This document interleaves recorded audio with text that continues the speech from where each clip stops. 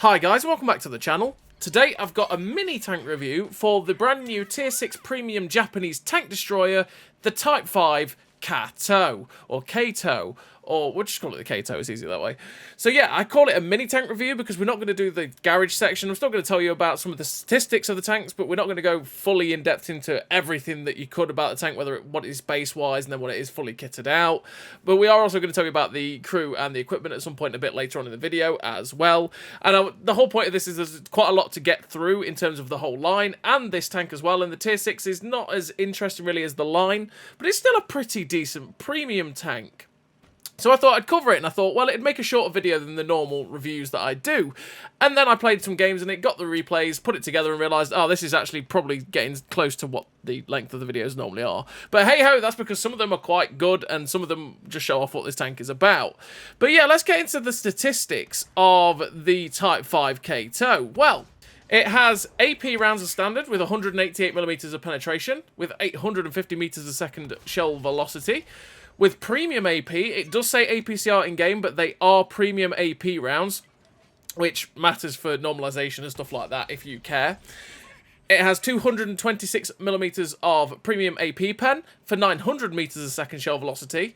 HE pen of 53 for the 765 meters a second shell velocity. So bear in mind that if you load the HE, it will be a little bit slower than both your AP and your premium AP. So just, yeah, if you load HE, you've got to lead at the targets a little bit more.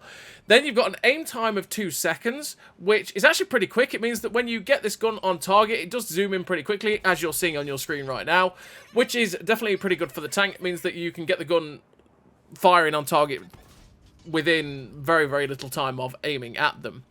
You've got accuracy base of 0.35, which is not the best, it's not the worst. It's getting onto the, starting to get onto the derpier end of accuracy, which is not always the best, but it still means you are fairly accurate for a tank destroyer. You've got a base reload of 9 seconds, which means you've got pretty decent DPM. I know I've got 2.7k DPM with the setup I've got, which is pretty damn good for a Tier 6 tank destroyer. You've got engine power of 400 HP, which gives you a power to rate of 13.33 horsepower per ton ratio, which means that you do hit the top speed, but you only have a 40 km/h top speed, which is a little bit slow. And it means that you do sort of trundle into position at times. And for a tank like this that has absolutely no armor, that can be a little bit of a pain. As again, you're seeing a little bit of this replay. Really, I included this first replay especially because it showed a lot of the struggles of the tank, where you're seeing me fighting the gun depression, you're fighting the top speed and stuff like that to get to where I need to be. That's why I included it. And yeah, it is just a little bit slow to get into places, and it's just, yeah, it's armor lacking as well is really quite annoying for the tank. You do have that 40 km/h top speed, which is slow, with the 32.7 degrees a second track traverse speed, by the way, which is okay. It means you can swing this gun round on target as quick as possible. You've got 10 degrees of gun depression with 45 degrees of traverse on this turret. So the 10 degrees of gun depression has an asterisk, and that is because there is a little boob on the right hand side of the tank which basically restricts your gun depression. It means that you go from 10 degrees of gun depression down to I'm not sure what, but it's very, very little, and it means your gun does point up into the air quite a lot. I think it's actually 0 degrees because that's what it feels like. So you really want to try and keep targets on the left hand side of your tank so you can get the gun down. But you also have a problem with the elevation, which is 20 degrees of elevation, but you can see the gun breech sticking out the back of the tank, and because of the traverse of the turret, it means that the gun breech at the back will actually hit the sides of the tank, which means your elevation just basically goes to nothing, and that can make it very, very awkward for you to fight as well. So you've got to be very, very careful of that. And I didn't mention it when I went through the accuracy, but I do have an accuracy with the setup I've got of 0.95 during rotation and 2.7 during movement. The 2.7 during movement isn't that good, but for a TD isn't horrendous. And the accuracy during rotation, 0.95, actually isn't too bad at all. So yeah, that's the stats of the Type 5 Kato. And in this first game, we have managed to get 1400 damage with 279 assistance in a Tier 8 game. And, well, you didn't see as much of it as you probably should have done because of the statistics in the way. But you saw quite a bit of fighting this tank to get the gun on target. So we're just looking for the shot into the King Tiger. I thought I'd get up behind the Kari while he was distracted. You can see the gun elevation problems there. We managed to get the guns snapped in on target onto the Kari, pen his lower plate, but sadly the Kari shuts us down. And it was a fairly average game there for the Type 5 Kato, and we finished the game with the victory. We were not in the MVP screen at all. And yeah, we finished with 1,689 damage with the 3rd class and 1,114 base XP. A pretty average game there for the Type 5 Kato. So we're on to the second replay, and the second replay is bottom tier on Sand River. But before we get into the second replay, what do I run in terms of a crew and equipment on this tank? Well, I run Born Leader, Rapid Reload, Sixth Sense, Situational Awareness, Camouflage Expertise, Silent Driving, Steady Aim, Run and Gun, and Clutch Braking. Clutch braking to make the track traverse on this tank better, so that I can get this gun swung round on target if I need to, because of the limited turret traverse on this vehicle. The camouflage expertise and the silent driving to make the camo really good on this thing, because you can get the camo down to 268 meters of steel concealment, which is pretty nice for it, and it's something that you do want to make better for saying that you are a lightly armored TD. The steady aim to make the accuracy 10% better, as always. The run and gun to add that sort of slightly vertical stabilizer effect on the tank, because it reduces your accuracy during movement and rotation by that decent amount, and that means that I can make the awful on the move accuracy knock that down, which means the gun doesn't bloom out that badly. And then in terms of equipment, I run the advanced loader, the camo net, and optics. The advanced loader to make the DPM as good as possible on this tank, the camo net to knock it down to that steel concealment of 268, and the optics to be able to spot for myself, because I do actually have the view range up to 461 meters of view range in this tank, which is pretty nice. With the good camo that you can get on it, it means that I can actually try and spot for myself, which is, is pretty useful to have at times, to have that sort of view range. So we're on to the second replay, and the second replay of this video, which there is four for the Type 5 Kato. We're on Sand River, and we are in a Tier 8 game. We've managed to get 625 damage so far, because we've got a shot into the Senshi, and we've got a shot into the Caliban at the start as well. And we're just wondering what to do, because their team seems to be not really that existent along the ABC line, but quite a lot of them are along the dunes. So we're just going to keep putting ourselves in a position to keep slamming out the rounds with this gun, because you do have 300 alpha on this gun, and it is a really nice gun to have at tier 6. It does feel pretty consistent. It's just occasionally the gun just goes, no. Nah, you know what? I know you want to hit that tank, but nah, I don't feel like killing today. And thus RNG says no, but RNG giveth and RNG taketh. It is what it is. So, yeah, the gun can be pretty reliable, but you just got to be very careful of it, because sometimes it does like to just go, nah, I'm just going to hit the sky, because why not? So we tried to pop up a blind shot at the... Well, I say blind shot. We tried to pop a shot at the Sherman that was in their base, but it unfortunately missed. I'm still watching it because I was slightly detected, thinking I was going to get hit. But luckily for me, nothing fires at us. We're just looking for a shot at the I-6. You can see the gun elevation problem there, which meant that we couldn't actually get the gun up on target. But I'm going to use the little ridge line here at F4 to be able to shoot across the dunes. Maybe I could spot the dunes, but I can actually try and get some shots into the Diamondback. There's 3 tanks left. We know where 2 of them are. They are directly in front of us, and there is one other TD somewhere. And I'm like, where is that? I can take a hit. It won't kill me in one shot, but I don't really want to take the hit. And there it is. It is a G-Row. It is our little tier 6 tech tree cousin. And we managed to get a shot snapped into him. He missed us. And now we've got the back of this Diamondback. So we're just going to keep using the pretty damn nice 2.7k DPM here to keep slamming the shots to the back of this Diamondback. And we ricochet our 188 pen off the side. That was really unfortunate, but hey-ho. We get a shot into the back of the Diamondback yet again, and this guy must know he's dead, because he's got stuff to his front, he's got stuff to his side, and we managed to finish off that Tier 8 Tank Destroyer. Now there's the Hori 2, our Tier 8 Tech Tree cousin, directly below us, and we low-roll! We low-roll and leave the Hori on 4, go for the Ram, and oh, the TNH finishes him off just before we get there, and we didn't quite get the kill. But we did finish the game with the epic victory, 2 kills, 3.5k damage, 372 assistance, the first class, the high caliber, 1914 base XP, a pretty good game there for the Type 5 Kato. Showing off what it can do when you put it in those tank destroyer situations, get yourselves into a good farming location, and you can just keep slapping out the rounds. Like I say, the DPM is really, really nice.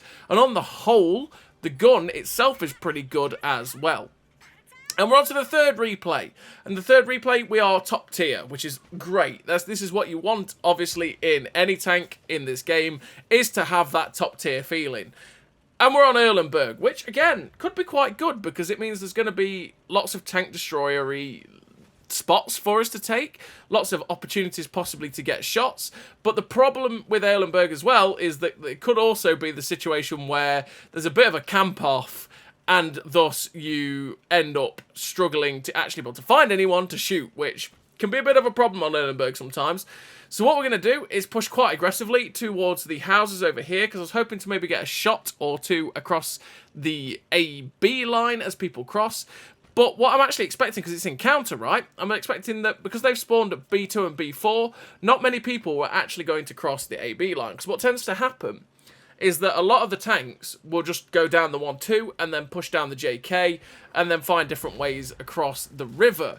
And then not many actually fight this way, but they've sent a few people. So we're just trying to get the gun down on this T-34-85. You can see the gun depression problem over that right boob. We could not get the gun down on that T-34-85. You can see me just looking at it going, what is blocking my gun depression? It is that. You can see over most of the right-hand side of the tank, you just cannot get the gun down.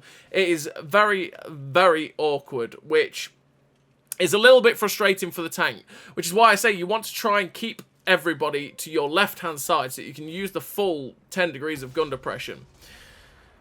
The other thing I did actually forget to mention is that you can see it on this tank at the minute. This is actually the hero skin for the tank. It costs 3,000 gold, which is a little expensive for the camo. I would say that if you're going to pick up this tank, wait for a camouflage discount at some point to be able to pick up the camo, because then you could pick it up for 1,500 gold, which would only be like 300 gold more than if you were to just put all 4 camos on it anyway.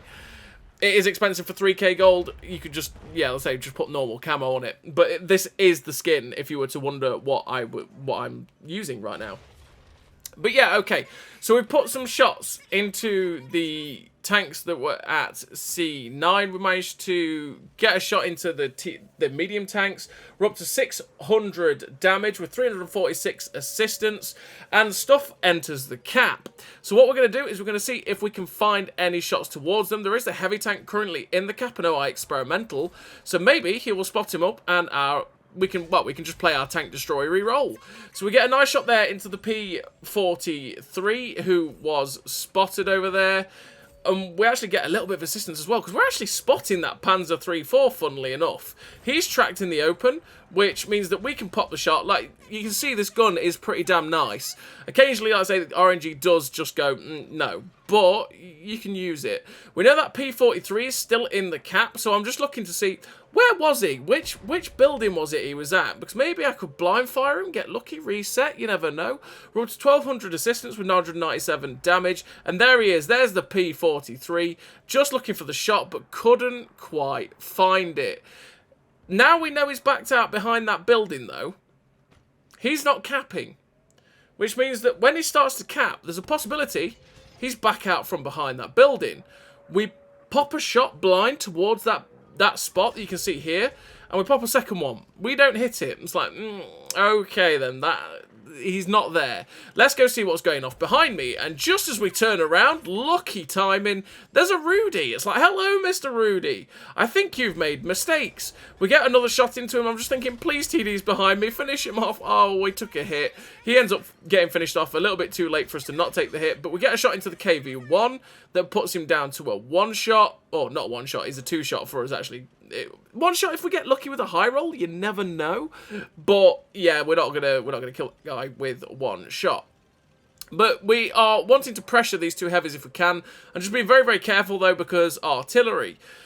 But the guy's back in the cap, or should I say he's been in the cap the whole time. We spot the TD at H4, and I think, you know, I really kind of want to deal with the cap if I can. The Su-85 gets shut down just as we get the shot down range, and I think, you know what, let's just see if that guy's back next to that building, see if we can get the blind fire. So we aim it up, slap the shell in, and of course, yep, he's still next to the building, which meant that we got the blind fire on that P43. It's always really satisfying when you think, I wonder if that guy's still there. You pop the shot and it's like, hey, he is still there. You know, it's always really satisfying when you do that. So We know there's the 2 heavy tanks on our right. I do want to deal with those guys if I can. The heavy tank is currently spotted at D0. And he's actually poking round. So he tries to get a shot towards us, misses. We're going to get the gun round on target. He's tracked in the open. We think, yes, let's finish him off. Unfortunately for us, we didn't get the shot in to finish him off. But the Honey 3 did. The heavy tank number 6 is now a one-shot for me. And I'm like, okay, Mr. Heavy Tank number 6, you're getting gone. And we get rid of that tier 6 Japanese heavy tank. Now there's 2 artillery left with 3 tanks. The medium tank that's currently in the cap that's being pressured by the heavy. There's 2 other TDs. There was one that was in the castle at F2, and another one somewhere that we don't actually know where he is. So I'm going to see if I can poke up again exactly where I was earlier on, see if I can help out this OI experimental and get a shot towards the P43, and, you know, just see if we can use our TD-iness to persuade this game to get a victory for us.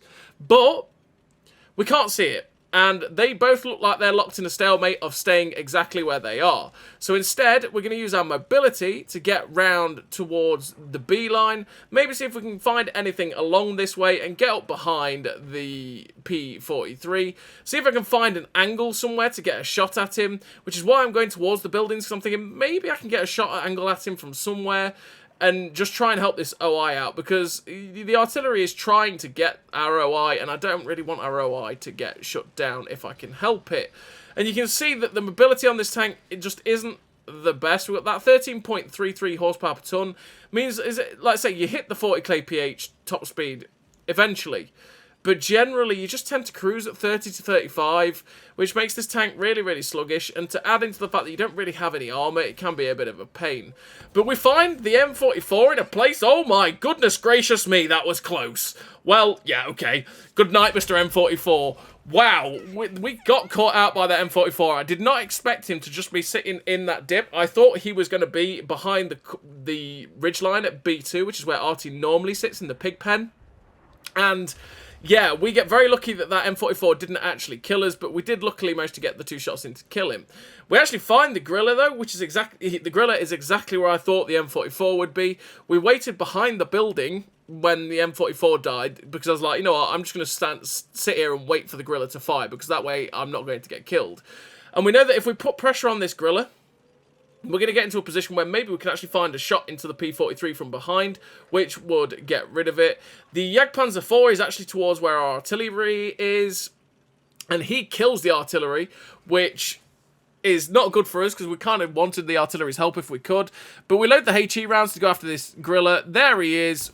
Got him on surprise. 382 to the rear with those HE rounds. Gonna hopefully finish him off, which we do. And now we don't have to worry about piggies dealing with us in this game. We know there's 2 tanks... well, 2 tank destroyers, I should say, and 1 medium tank. The medium tank is what I'm expecting to be in the cap, the P43, because that's what was in there earlier. And then also the tank destroyer we know was towards our base. We try and snap a shot towards the bathtub, and unfortunately, we missed the bathtub. I try and see if I can see the Honey, but I can't. We try and snap the shot towards the bathtub again, and we missed. That was a bit of a mistake, really. We should have just focused on killing the bathtub, but it is what it is. We managed to get the shot in to shut down the P43 in the end. We missed the first shot because we just snapped it, and we shouldn't have done, and that meant that, yeah, we didn't get the chance to actually shut down the bathtub. But now we know we've not got the Italian medium tank pressuring the cap. We're going to go and see if we can put the pressure on the Tier 5 French TD, which is the S35 CA, which, you know, we call the bathtub. Everyone calls it the bathtub because, well, obviously, if you look at it, it looks like a bathtub with some, you know, tank shells in it. Because who doesn't bathe with their tank shells, naturally? So we've managed to catch a glimpse... English is hard. We managed to catch a glimpse of the S35 CA, the bathtub. Unfortunately, we couldn't quite get in time to get a shot at him. And we're going to go charge after him. I think, you know what? That Jagdpanzer IV could be up there, but we're just going to take the risk. We get a shot into the S35, put him down to a one-shot. I was kind of hoping with the ram that we'd be able to turn him round so that he wouldn't get his gun on target. But he does, which puts us down to a one-shot guaranteed now for the Jagdpanzer IV, which makes our life a bit awkward. Because that means that Jagdpanzer IV can shut us down in one shot, whereas we're going to have to put at least 2 shots into him, or 3 shots even, to shut him down. That makes this entire fight really awkward. Now, I really didn't need to lose those hit points, and it's all because, realistically, I snapped those shots earlier on. But we're up to 3.7k damage with 1300 assistance with 6 kills. So, we knew that something shot at us, well, we knew that the Jagdpanzer IV shot at us from about G8, G9 a minute ago. So I'm like, okay, you know what? I'm going to try and put pressure on that ridgeline by crossing the bridge. But as we cross the bridge, it's like, oh, there's the Jagdpanzer IV. So we try and get the gun snapped onto him. Unfortunately, we end up missing that shot. But we're just waiting on the reload to get a shot into the rear of the Jagdpanzer IV. And we do get the shot in.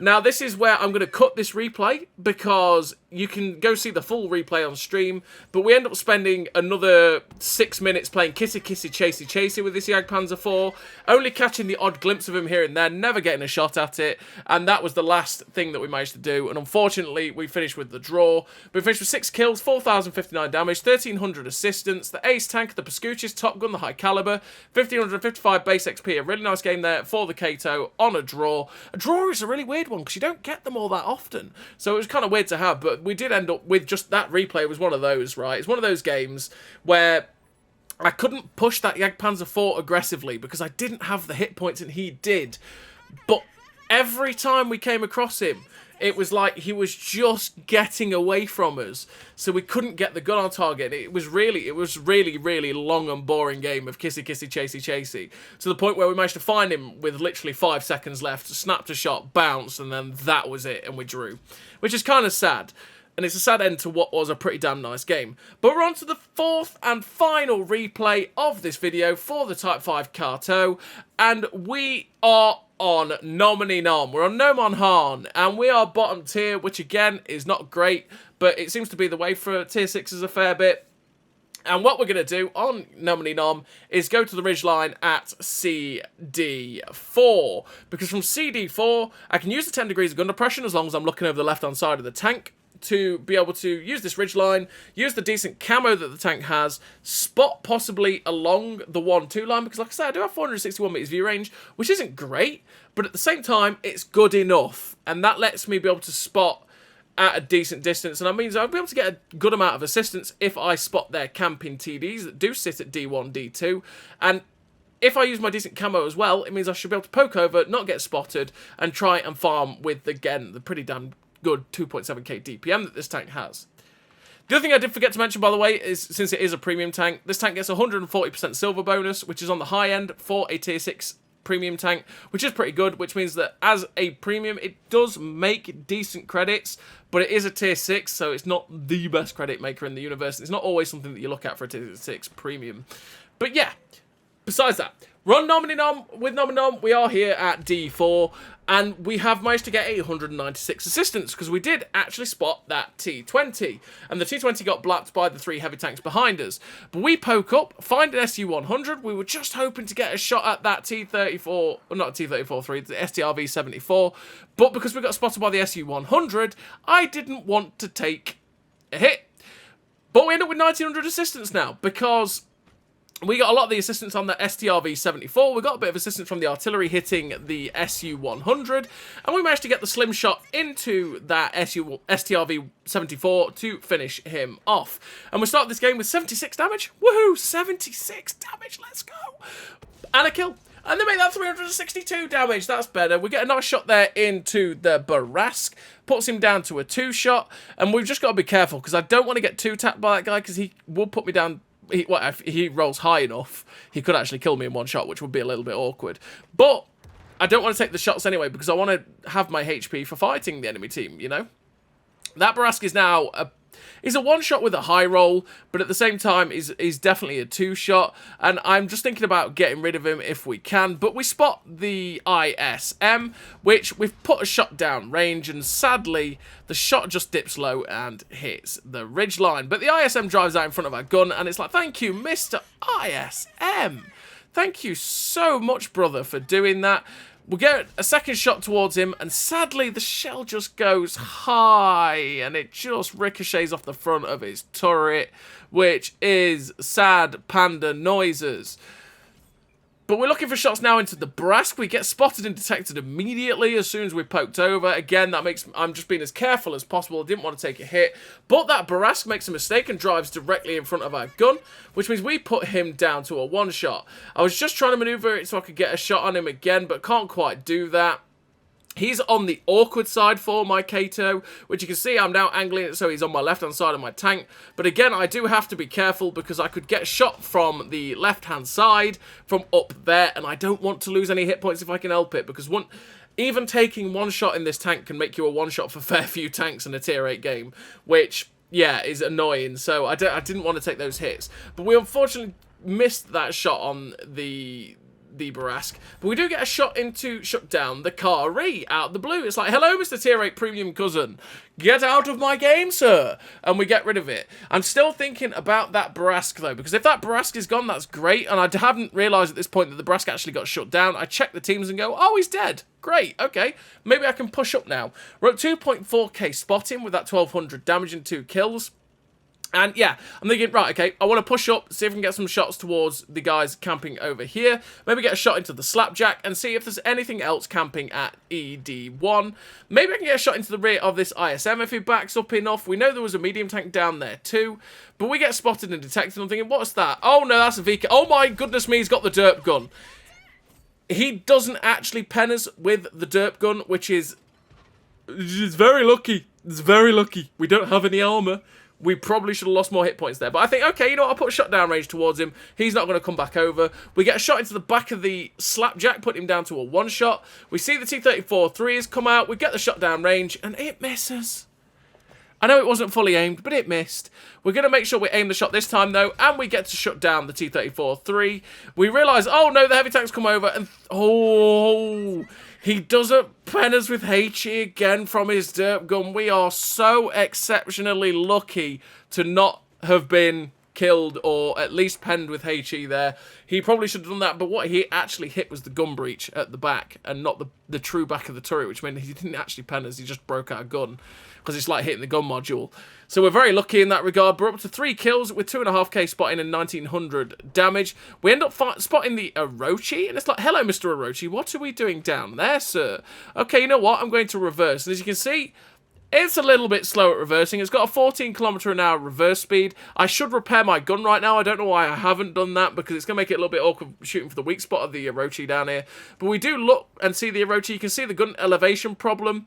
But we get the shot aimed in at his lower plate, shoot it, and bounce, because Orochi. And we do only have 226 premium penetration on our premium AP rounds.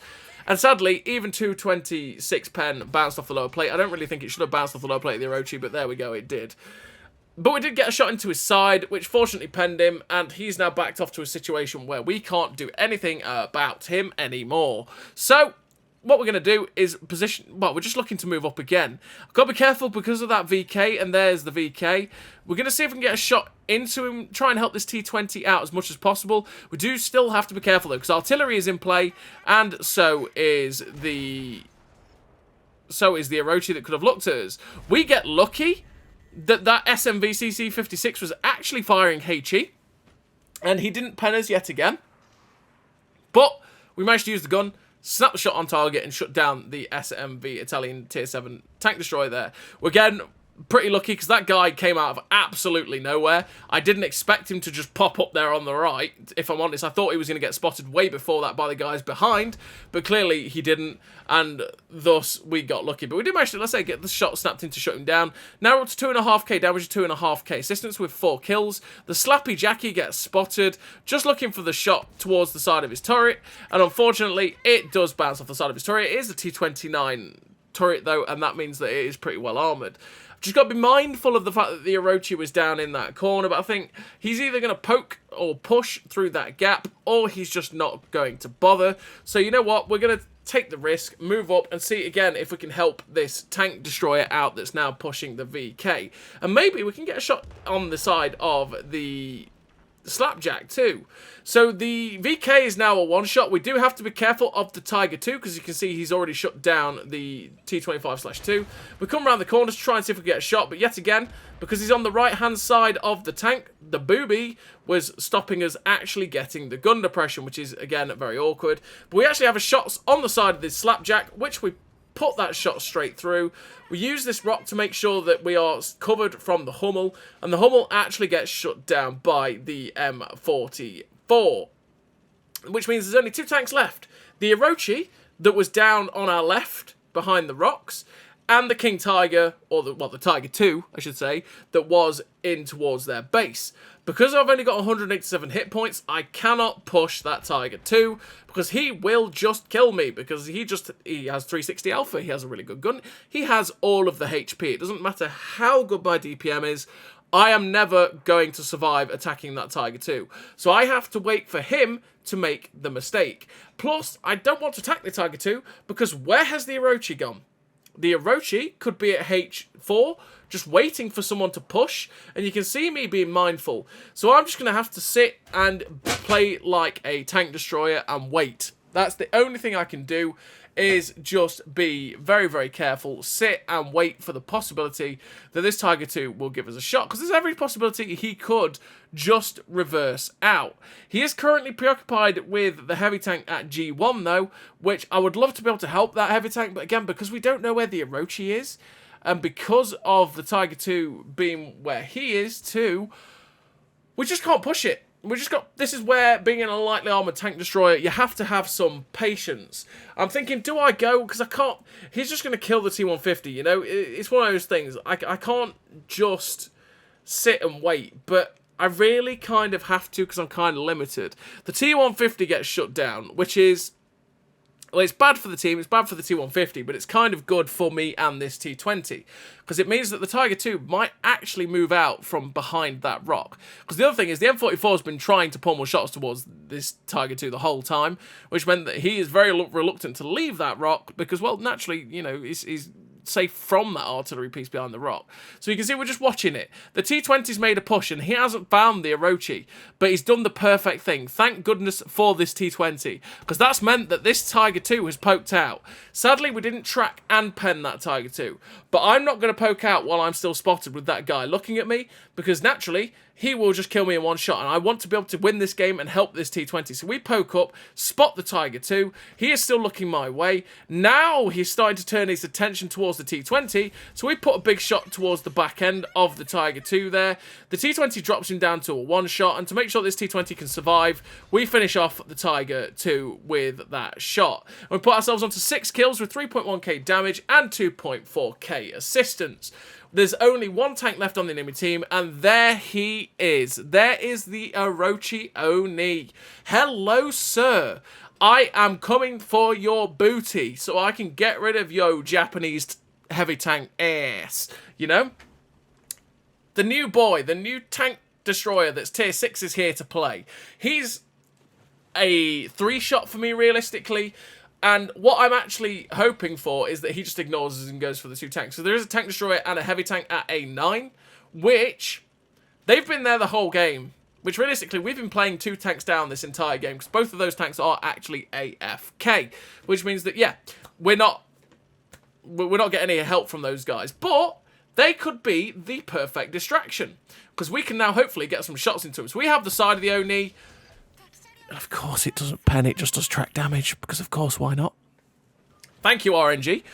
But I know that if this Orochi is being spotted and being lit up by me or by the Chrysler K, the artillery, as you can see, is still trying to fire shots at him. He's firing heat, which has 240 pen, so he might, you know, he could have penned that guy then, but he didn't. But if we can keep him lit and get ourselves into a position to shoot the Orochi, every likelihood is we'll win this game, just because the artillery can also see it. So he's driven out, given his bum, and it's like, hello, Mr. Orochi Oni, thank you for your butox, they're very, very nice, and thus we get rid of the Orochi, getting our 7th kill of this game in the Type 5 Kato, finishing with a very fantastic total for the Tier 6 Tank Destroyer in a Tier 8 game, which is always really, really nice. And we finished with the victory, 7 kills, 3.6k damage, 2.5k assistance, ace tanker, patrol duty, Halonen's medal, devastator, top gun, high caliber, 2.8k base XP. A really fantastic game for the Kato, a really fantastic base XP score. And yeah, as a tank destroyer, it's just okay. It's one of those tank destroyers where it's not really anything special, but it's very, very capable if you play it right. So as always, everybody, thank you very much for watching, and I'll see you next time.